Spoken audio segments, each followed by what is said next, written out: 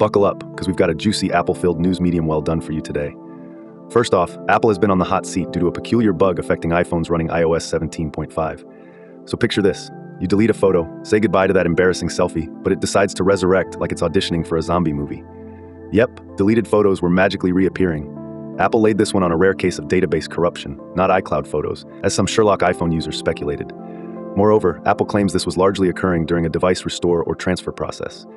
They've since released iOS 17.5.1 to exorcise these ghostly photos for good. And no, your sold iPads aren't haunted. Apple assures a complete erase really does mean your files are kaput.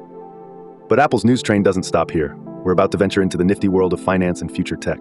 Dan Ives from Wedbush just gave a bullish signal for Apple's stock, raising its price target from $250 to $275. Why, you ask?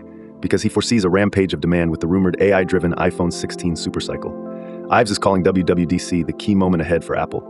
Apparently, AI within the Apple ecosystem could be worth an extra $30 to $40 per share. Alongside this, he even hinted at Apple's rebirth in the Chinese market. Will patience and AI help Apple ride the sturdy stallion to new heights? Time will tell. And speaking of AI, there's some fresh competition brewing in the cauldron.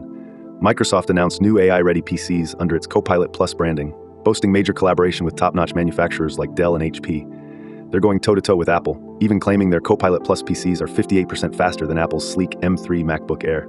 Will Apple retaliate in the AI hardware game? They might. Reports suggest an Apple executive was snagging TSMC's 2nm chip capacity for next-gen AI chips. It's a real tech showdown. Microsoft's rapid AI advances versus Apple's secretive powerhouse maneuvers. Finally, a twist from the Oracle himself, Warren Buffett. Despite once dubbing Apple the best business in the world, Buffett recently sold 116 million shares of Apple stock. Was this a sign of waning faith? Not quite. Buffett hinted his move was tactical, anticipating higher future taxes on capital gains. Even with this hefty sale, Apple remains the crown jewel of his portfolio, making up a staggering 41%. So there you have it. Apple dealing with phantom photo bugs, gearing up for an AI supercycle, countering Microsoft's big AI play, and getting a slight trim from Warren Buffett's giant stock garden. Stay tuned and keep those notifications on. The Cupertino giant always has more surprises up its sleeve.